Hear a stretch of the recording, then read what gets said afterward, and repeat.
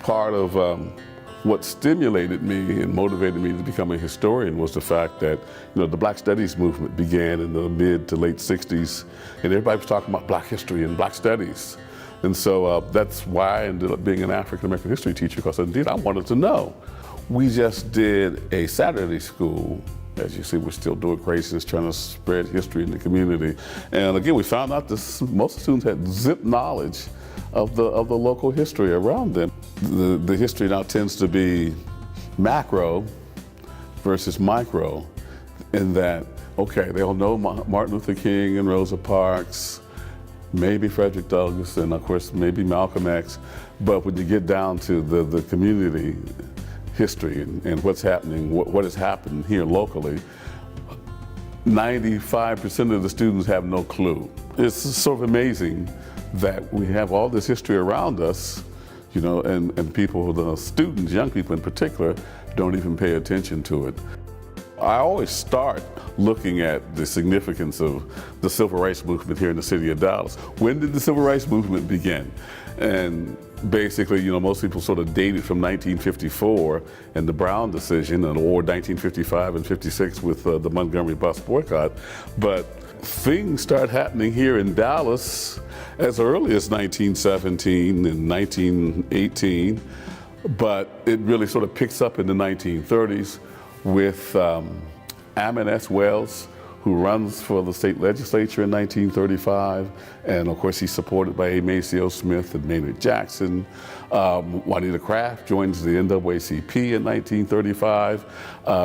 Minnie Flanagan becomes a member of the Progressive Voters League in 1936, and they achieve a lot in the 1930s based on using the political system in their votes, and of course just agitating for change in the city of Dallas.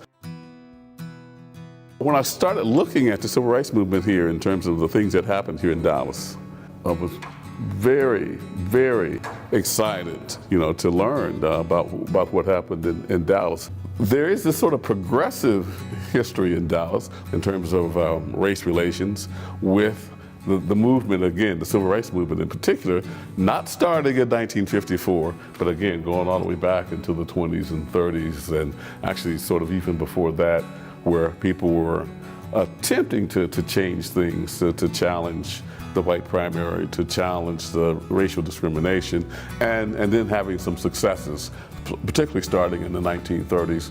Then also, when the Southern states began the pushback against the Civil Rights Movement, Dallas also and Texas in general become significant because of the 1956 trial by the state against the NAACP in Tyler. Guess what? In Texas, Dallas took care of business before the Civil Rights Act of 1964 and literally desegregated public facilities, began the process of desegregating schools so that they didn't have to have demonstrations and riots and so on, such as happened in Montgomery and Birmingham and New Orleans and Atlanta.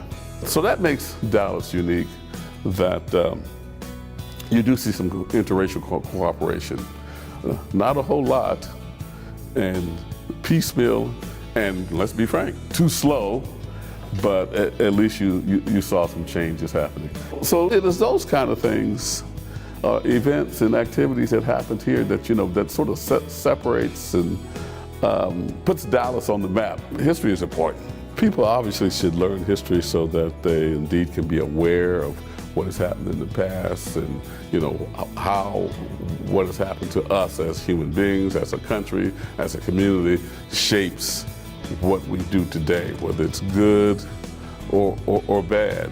And of course, personally, I think history is important. Knowing your own personal history, knowing your community history, because it sort of places you in time. People think of history as this static enterprise that just sort of goes along, and I have to point out to them, no, it's very dynamic, particularly in terms of what we find out, how we interpret the things that go on.